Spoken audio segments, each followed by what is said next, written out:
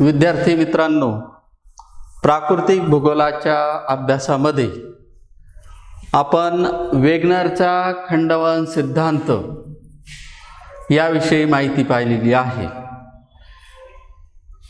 तर जर्मन शास्त्रज्ञ वेगनर हा वनस्पती शास्त्रज्ञ होता, भूगर्भतज्ञ होता आणि त्याचबरोबर तो हवामान तज्ञ होता। तर विविध घटकांचा अभ्यास करून त्याने प्रथम खंडवहन सिद्धांताविषयी म्हणजे खंडाचं वहन झाल्याविषयी भाष्य केलेलं आहे। तशा प्रकारचा त्याने त्याचा पेपर जो आहे तो त्या 1912 साली प्रकाशित केलेला आहे। त्यानंतरचा म्हणजे वेगनरच्या सिद्धांताविषयी आपण माहिती पाहिलेली आहे। तर वेगनरने आपल्या सिद्धांताच्या पुष्टीदाखल जे काही पुरावे दिलेले आहेत या संदर्भात आपण माहिती पाहत आहोत। तर त्यामध्ये वेगनरने पहिला जो काही पुरावा दिलेला आहे तो म्हणजे भौगोलिक पुरावा दिलेला आहे।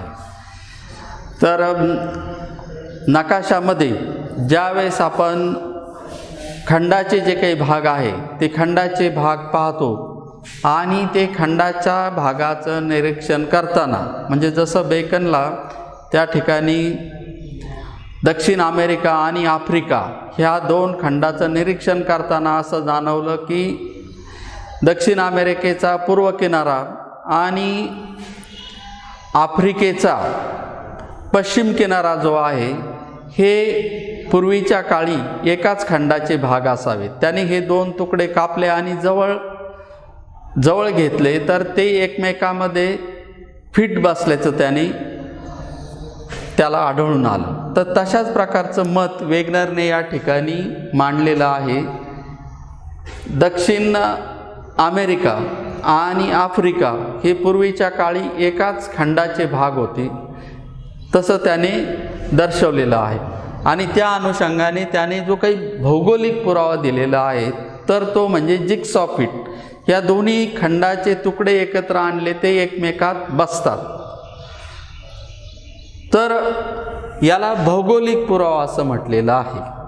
म्हणजे यांची जी काही प्राकृतिक ठेवण आहे, दोन्ही किनाऱ्याचा जो काही भाग आहे ते जवळजवळ आणले तर एकमेकात बसतात, त्याला जिग्सॉ फिट असं म्हटलेलं आहे। दुसरा जो काही पुरावा वेगनरने गृहीत धरलेला आहे तो म्हणजे भूगर्भशास्त्रीय पुरावा। आणि ज्यावेळेस हे वेगवेगळे खंड म्हणजे हे एकाच खंडाचे भाग होते, मग एकाच खंडाचे भाग ते खंड त्याचे तुकडे झाल्यामुळं एकमेकापासून दूर गेले। तर अशा खंडाचे भूगर्भातील जे काही नमुने आहेत, खडकांचे नमुने, ते दोन्ही खंडावरील खडकांचे नमुने वेगनरने त्याचं परीक्षण केलं तर त्याला असं आढळलं की दोन्ही भागामधील असणारे जे काही खडक आहेत त्या नमुन्यांमध्ये त्याला साम्य आढळलं। नमुन्यांमध्ये साम्य आढळलं, ते सारखे असल्याचं त्याला दिसून आलं। त्या खडकाचे जे काही गुणधर्म आहेत हे गुणधर्म सारख्या प्रकारचे त्याला दिसून आलेलं आहे। तर त्याचा पुराव्यादाखल त्याने वापर केलेला आहे। तर याला भूगर्भशास्त्रीय असा पुरावा असं म्हणतात।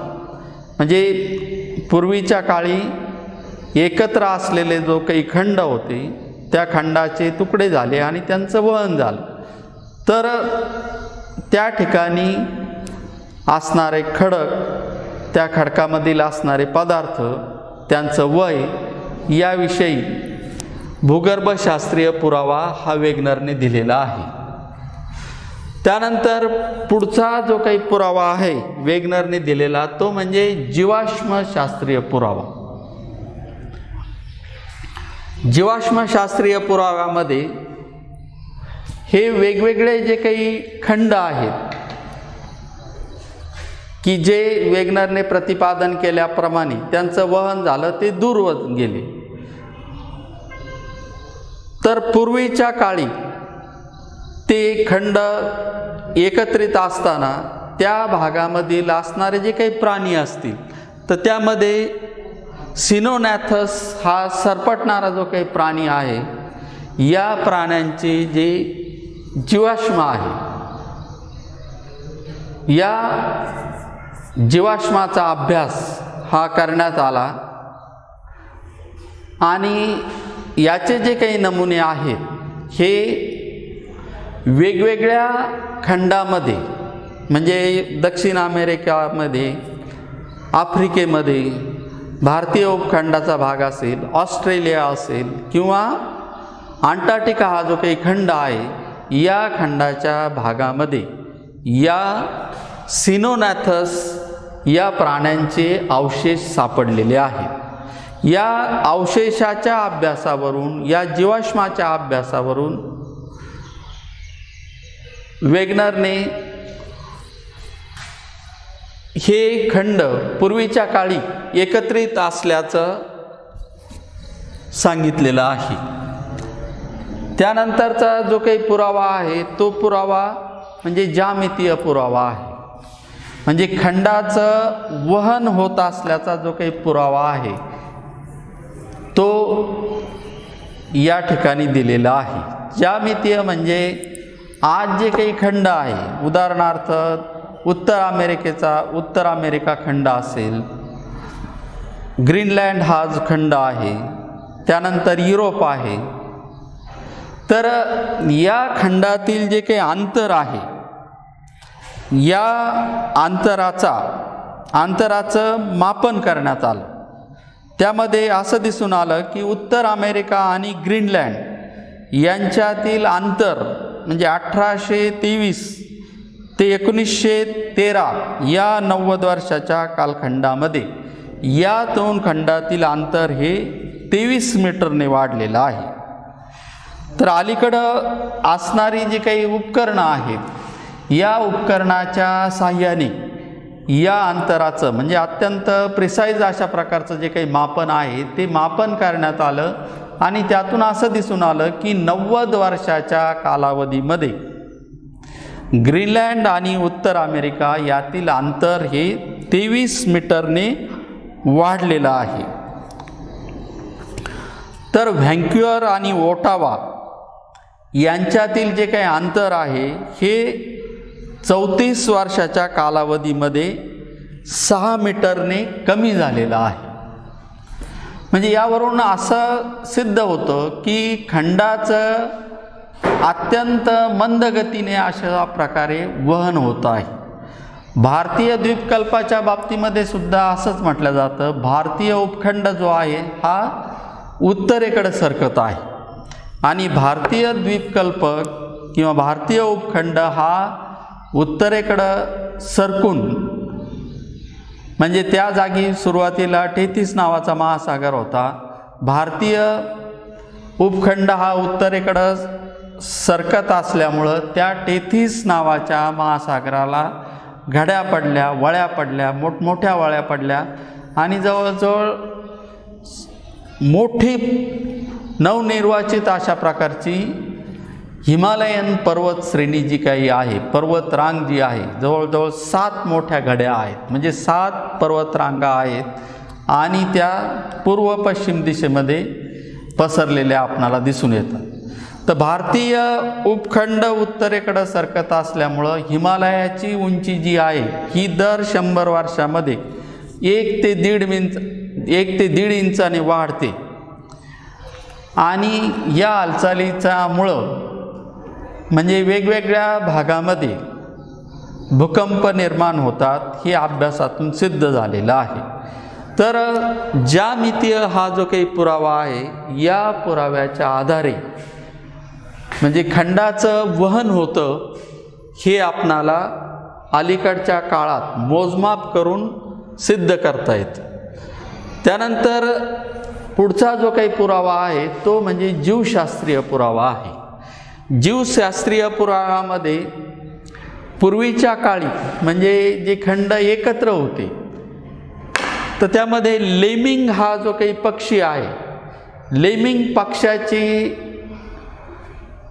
संख्या स्कॅन्डिनेव्हिया या ठिकाणी ज्यावेळेस वाढते, त्यांची संख्या वाढली की त्यांना अन्नाचा तुटवडा निर्माण होतो आणि साहजिकच एखाद्या भागामध्ये पोषक द्रव्य किंवा अन्नाचा ज्यावेळेस तुटवडा निर्माण होतो त्यावेळेस सजीव हा त्या भागातून दुसऱ्या भागामध्ये स्थलांतरित होतो. स्थलांतर करण्याची ही जी काही प्रवृत्ती आहे ही एक नैसर्गिक अशा प्रकारची प्रवृत्ती आहे आणि लेमिंग हे जे काही पक्षी आहे त्यांची संख्या वाढल्यानंतर ते पश्चिमेकडे स्थलांतर करतात.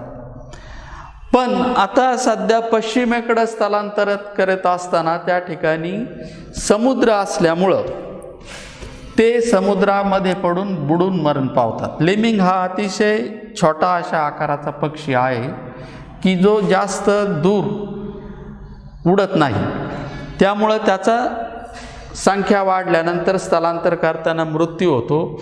तर हे जे काही स्थलांतर आहे, पक्ष्यांचं स्थलांतर हे त्याच्या नैसर्गिक प्रेरणेनुसार होत असतं आणि साहजिकच पूर्वीच्या काळी त्या ठिकाणी जमिनीचा भाग असावा, तो खंड एकत्रित असावा, यामुळं हे पक्षी स्थलांतर करत असावेत. अशा प्रकारचं जे काही पुरावा आहे, जीवशास्त्रीय पुरावा, हा वेगनरने दिलेला आहे. त्यानंतर पुरातन हवामानविषयक पुरावा म्हणजे पुरातन काळामध्ये असणारं जे काही हवामान आहे हे हवामान हे सारखंच होतं. मग त्यामध्ये दक्षिण अमेरिका असेल, आफ्रिका आहे, भारत, ऑस्ट्रेलिया हे जे काही देश आहेत हे देश सध्याच्या काळामध्ये हे उष्ण कटिबंधामध्ये आहेत. पण त्या देशामध्ये हिम आवरणाचे अवशेष सापडतात. भारतामध्ये आपण जरी आता राजस्थानचा जरी उदाहरण घेतलं तर राजस्थानमध्ये काही भागामध्ये डायनासॉरचे अंडे सापडलेले आहेत, त्यांचे अवशेष सापडलेले आहेत. हिम आवरणाचा जो काही कालावधी आहे त्या कालावधीचे अवशेष भारत, ऑस्ट्रेलिया, आफ्रिका या देशामध्ये सापडतात की जे देश आता उष्णकटिबंधाचे भाग आहेत. म्हणजे याचाच अर्थ असा होतो की पूर्वी लाखो वर्षापूर्वी, कोट्यावधी वर्षाच्या पूर्वी हा जो काही खंडाचा किंवा देशाचा जो काही भाग आहे हा भाग हा शीत अशा ध्रुवाच्या बाजूला होता, दक्षिणेच्या बाजूला होता की ज्या ठिकाणी लाखो वर्षाच्या कालावधीमध्ये म्हणजे त्या कालावधीमध्ये बर्फाचं आच्छादन होतं, हिमाचं आवरण होतं आणि काळाच्या ओघात या खंडाचं वहन झाल्यामुळं हे खंड म्हणजे पूर्वी शीतकटिबंधात असणारे जे काही खंड आहे हे खंड वहन होऊन हे आता उष्ण कटिबंधाच्या जागी आलेले आहेत. म्हणजे आफ्रिकेचं स्थलांतर झालं, ऑस्ट्रेलिया जो आहे याचं स्थलांतर झालं, त्यानंतर भारतीय द्वीपकल्प जो आहे हा दक्षिणेकडून थेट विषुववृत्त ओलांडून पुढं आलेला आहे. म्हणजे बराचसा काळ आणि बराचसा दूरवर म्हणजे दक्षिण ध्रुवाकडून हे खंड स्थलांतरित झालेले आहेत. तर हा पुरातन हवामानविषयक अशा प्रकारचा पुरावा आहे. त्यानंतरचा जो काही पुरावा आहे तो पुरावा म्हणजे ध्रुवाचे भरकटणं. ध्रुव जो आहे या ध्रुवाने जागा बदलल्याचं या ठिकाणी म्हटलेलं आहे. ध्रुव जे आहेत ध्रुवाचे स्थानांतर झाले.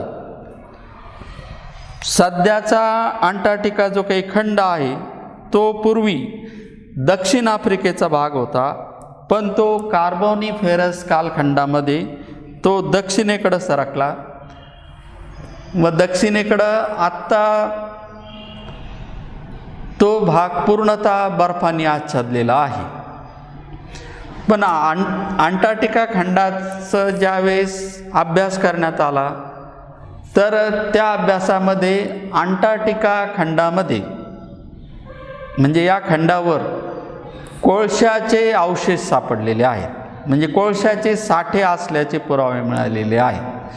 म्हणजे हा जो काही खंड आहे अंटार्क्टिका की जो आत्ता दक्षिण ध्रुवावर आहे, जो पूर्णतः बर्फाने झाकलेला आहे, हा खंड पूर्वीच्या काळामध्ये म्हणजे तो आफ्रिका खंडाचा भाग असल्यामुळं, उष्णकटिबंधात असल्यामुळं आणि कार्बोनिफेरस या कालावधीमध्ये त्या भागामध्ये मोठ्या प्रमाणात जंगलाचे अवशेष म्हणजे जंगलं होती ती, आणि ती जंगलं भू हालचालीमुळं गाडल्या गेली आणि त्यातून कोळशाची निर्मिती झालेली आहे. तर अशा अंटार्क्टिका खंडाचं जे काही उदाहरण आहे यातून ध्रुव सुद्धा भरकटलेला आपणाला दिसून येतो. तर अशा पद्धतीने वेगनरने आपला जो काही सिद्धांत शास्त्रीय दृष्टिकोनातून मांडलेला आहे त्याच्या पुष्टीदाखल बरेचसे पुरावे दिलेले आहेत आणि ते पुरावे एका अर्थाने म्हणजे ते लॉजिकल अशा प्रकारचे आहेत. तरीसुद्धा त्या काळामध्ये वेगनरच्या सिद्धांतावर प्रचंड प्रमाणात टीका झालेली आहे, त्याच्यावर आक्षेप घेण्यात आलेले आहे. तर आक्षेप कोणते घेण्यात आले तर वेगनरच्या सिद्धांतावर पहिला आक्षेप घेण्यात आलेला आहे तो म्हणजे खंडाचं वहन होण्यासाठी खंडाचं वहन कोणत्या शक्तीमुळे झालं, आणि अशी जर शक्ती एखादी खंडाचं वहन करणारी कार्यरत जर असेल पृथ्वीवर की ज्या शक्तीमुळं इतक्या मोठ्या आकाराचे खंड एका ठिकाणाहून हजारो म्हणजे शेकडो कित्येक किलोमीटर हे दूरवर गेले, तर अशी शक्ती जर पृथ्वीवर कार्यरत असेल खंडाचं वहन करणारी आणि त्यामुळं जर एवढे खंड वाहत असतील तर त्या शक्तीमुळं पृथ्वीची जी काही गती आहे म्हणजे पृथ्वीचं स्वतःभोवती फिरणं हेच थांबलं असतं. अशा प्रकारचा आक्षेप या ठिकाणी या सिद्धांतावर घेण्यात आलेला आहे. म्हणजे थोडक्यात वेगनरला शक्तीबाबत खंडाची वहन करणारी जी काही शक्ती आहे या शक्तीबाबत त्या काळामध्ये शास्त्रीय दृष्टिकोनातून सर्वांचं समाधान करील अशा प्रकारचं जे काही स्पष्टीकरण आहे ते सिद्ध शास्त्रीय दृष्टिकोनातून सिद्ध करता आलेलं नाही. त्यानंतर दुसरा जो काही आक्षेप आहे तो सागर पातळी आणि भूरचनेतील फरकाच्या संदर्भात आहे. म्हणजे वेगनरने या ठिकाणी जो काही भूगर्भशास्त्रीय पुरावा दिलेला आहे की ज्यामध्ये वेगवेगळ्या प्रकारचे जे काही खडक आहेत दोन्ही किनाऱ्यावरचे ज्यामध्ये साम्य आहे असं म्हटलेलं आहे. तर या आक्षेपामध्ये असं म्हटलेलं आहे की वेगवेगळ्या समुद्राची जी काही पातळी आहे म्हणजे खडक त्या ठिकाणी असणाऱ्या समुद्राच्या पाण्याची पातळी आणि त्या भागामध्ये असणारी जी काही भूरचना आहे याच्यामध्ये फरक आहे की ती एकदम जशाच्या तशा प्रकारे जुळत नाही. तर हा एक आक्षेप या ठिकाणी वेगनरच्या सिद्धांतावर घेण्यात आलेला आहे. तिसरा जो काही आक्षेप आहे तो खंडवहनाच्या कालावधीच्या संदर्भात आहे. खंडवहनाचा जो काही कालावधी आहे खंडवहनाचा कालावधी व त्याची जी काही दिशा आहे या दिशेवर आक्षेप घेण्यात आलेला आहे. म्हणजे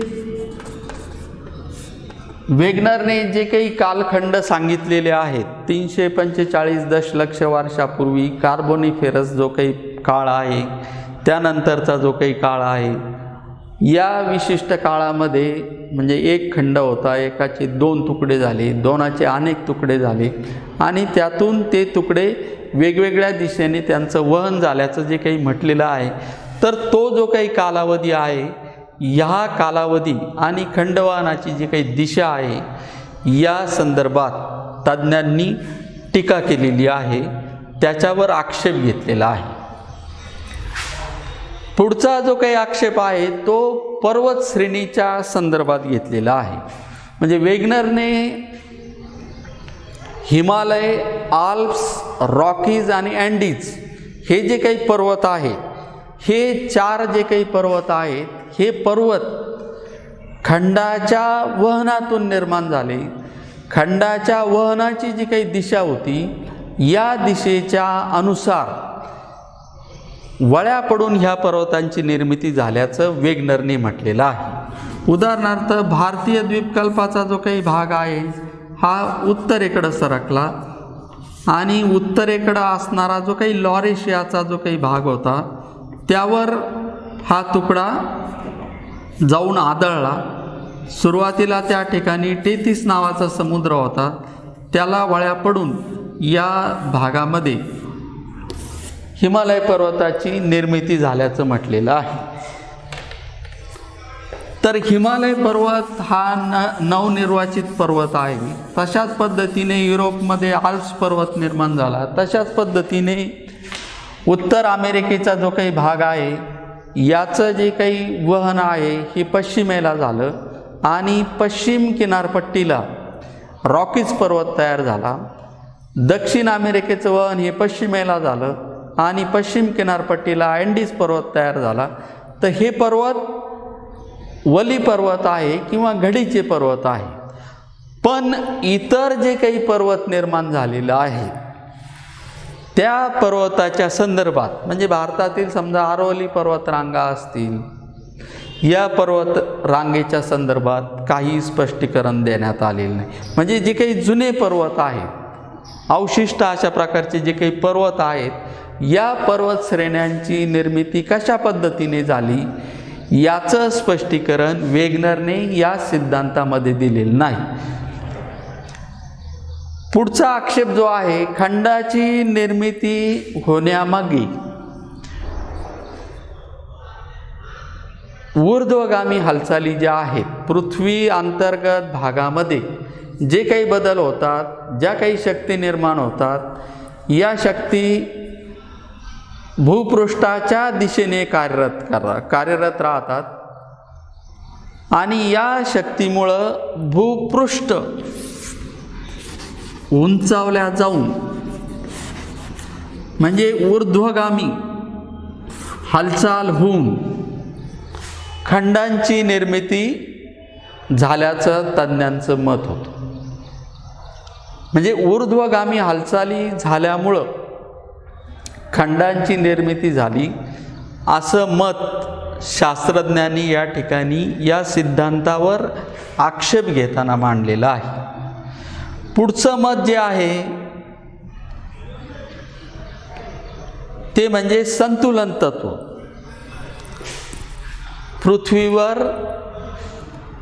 ज्या काही हालचाली होतात, म्हणजे पृथ्वीच्या अंतरंगामध्ये हालचाली होतात, पृथ्वीचा अंतरंगाचा आपण जो काही अभ्यास केलेला आहे त्यामध्ये आपण असं पाहिलेलं आहे की प्रावरणाचा जो काही भाग आहे, या प्रावरणाच्या भागामध्ये म्हणजे तापमान हे जास्त आहे, दाब जास्त आहे आणि अंतर्गत जे काही खडकाचे स्तर आहे त्यामध्ये जर काही बदल झालं, मूलद्रव्यामध्ये उष्णता वाढली, त्यामध्ये असणारे जे काही रेडिओ ॲक्टिव्ह एलिमेंट्स आहेत त्यातून उष्णता वाढली, तर खडकाचे थर हे जास्त उष्णतेमुळं, जास्त दाबामुळं वितळतात, त्या ठिकाणी हालचाली होतात आणि या हालचालीचा जो काही परिणाम आहे त्यातून ऊर्ध्वगामी हालचाली निर्माण होतात. तर जसं भूपृष्ठावर हालचालीमुळं विविध भू आकाराची निर्मिती होते, खंडाची निर्मिती होते आणि खंडाची निर्मिती झाल्यानंतर या भूपृष्ठावर, भूकवचावर बाह्यकारक जे आहे, या बाह्यकारकांचा प्रभाव पडतो. बाह्यकारक म्हणजे सूर्याची उष्णता असेल, सूर्याच्या उष्णतेमुळं तापमान वाढतं, तापमान दिवस व रात्रीमुळं तापमान कमी होतं. इतर जे काही कारक आहेत त्या कारकामध्ये वाहतं पाणी आहे, म्हणजे पाऊस, वाहतं पाणी, वारा,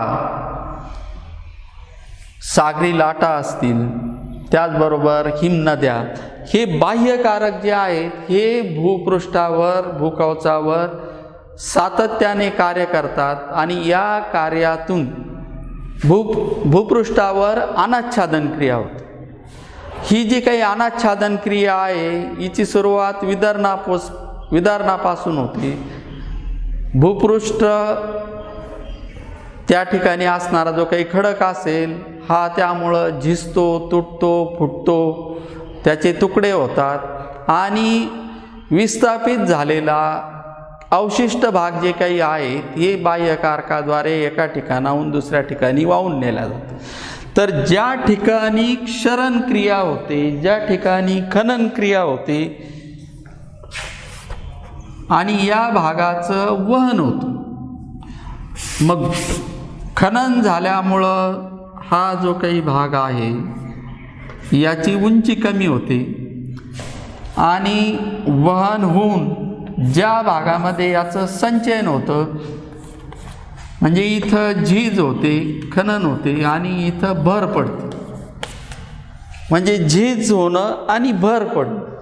झीज झाल्यामुळं, उंची कमी झाल्यामुळं या ठिकाणी असणारं वजन हे कमी होतं आणि ज्या ठिकाणी भर पडते त्या ठिकाणी वजन वाढतं.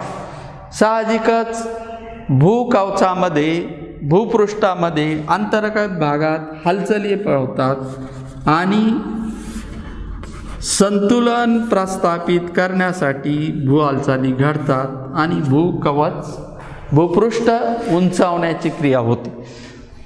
तर हा संतुलन सिद्धांतातून खंडाची निर्मिती झाल्याचं तज्ज्ञांनी मत मांडलेलं आहे. अशा पद्धतीने वेगनरच्या सिद्धांताचे पुरावे, त्याच्यावर असणाऱ्या टीका किंवा आक्षेप आपण पाहिलेले आहेत. त्याचप्रमाणे वेगनरचा जो काही सिद्धांत आहे याचं आजच्याही काळामध्ये महत्त्व आहे. हा भूगोलाच्या अभ्यासामध्ये, प्राकृतिक भूगोलाच्या अभ्यासामध्ये, की ज्याला माइलस्टोन असं म्हटलं जातं, याचं काय महत्त्व आहे तर वेगनरच्या सिद्धांतामुळं म्हणजे नवीन प्रकारचा जो काही विचार आहे या विचाराला एक चालना मिळालेली आहे, संशोधनास प्रेरणा मिळालेली आहे. म्हणजे खंड आणि महासागर यामध्ये जे काही बदल होतात याचं वेगनरच्या सिद्धांतापासून आत्तापर्यंतच्या कालावधीमध्ये सातत्याने संशोधन हे चालू आहे. विविध प्रकारचे जे काही संशोधक आहेत ते आजच्या काळामध्ये उपलब्ध असणारे विविध प्रकारचे जे काही तंत्र आहे या तंत्राचा वापर करून अतिशय सूक्ष्म पातळीवर हे संशोधन करत आहे. म्हणजे वेगनरच्या सिद्धांतामुळं संशोधनास प्रेरणा मिळालेली आहे. दुसरा वेगनरच्या सिद्धांताचा फायदा जो काही झाला तर वेगनरच्या सिद्धांतामुळं अंटार्क्टिका हा जो काही खंड आहे या खंडावर विविध प्रकारची खनिजं उपलब्ध आहे हे मानवाला कळालं आणि त्यामुळं अंटार्क्टिका खंडावर अतिशय प्रतिकूल परिस्थिती असूनही जेवढे विकसित देश आहेत हे विकसित देश अंटार्क्टिका खंडावर त्यांनी आपले संशोधनाचे तळ निर्माण केलेले आहेत आणि उन्हाळ्याच्या कालावधीमध्ये कमीत कमी 2 ते 3 महिने त्या ठिकाणी संशोधक जातात आणि अंटार्क्टिका खंडावर संशोधन करतात. भारताने सुद्धा भारताने अंटार्क्टिका खंडावर तळ उभारलेला आहे आणि आपले सुद्धा संशोधक त्या ठिकाणी जाऊन अतिशय म्हणजे कठीण अशा प्राकृतिक परिस्थितीमध्ये राहून संशोधनाचं कार्य करत आहे. त्याचं कारण म्हणजे आपणाला आवश्यक असणारी जी काही विविध प्रकारची जी काही खनिज संपदा आहे ती खनिज संपदेचे साठे कोळशापासून तर इतर मौल्यवान जे काही साठे आहेत ते साठे या भूखंडावर आहेत. त्यामुळं अंटार्क्टिका खंडाच्या संशोधनास वेगनरच्या सिद्धांतामुळं चालना मिळालेली आहे. त्यानंतर पृथ्वीवर चुंबकीय जे काही क्षेत्र आहे या क्षेत्रामध्ये बदल होतात, त्याचं स्पष्टीकरण हे वेगनरच्या सिद्धांतामुळं आपणाला कळालेलं आहे. वेगनरच्या सिद्धांतामुळं पर्वताची निर्मिती कशा पद्धतीने होते, घडी पर्वत कसे तयार झाले यावर सुद्धा प्रकाश पडलेला आहे. आणि शेवटचं खंड आणि महासागर हे आज जसे आहेत ते पूर्वीच्या काळी तसेच नव्हते आणि भविष्यकाळामध्ये सुद्धा याचं स्थान परावर्तनीय आहे. म्हणजे यामध्ये सातत्याने परावर्तन होणार आहे. फक्त काळाचा ओघ म्हणजे हे परावर्तन अत्यंत सावकाश गतीने होतं, त्याला हजारो वर्ष लागतात. तर हे सुद्धा या ठिकाणी सिद्ध झालेलं आहे. अशा पद्धतीने वेगनरच्या सिद्धांताबद्दल आपण माहिती पाहिलेली आहे. थँक्यू.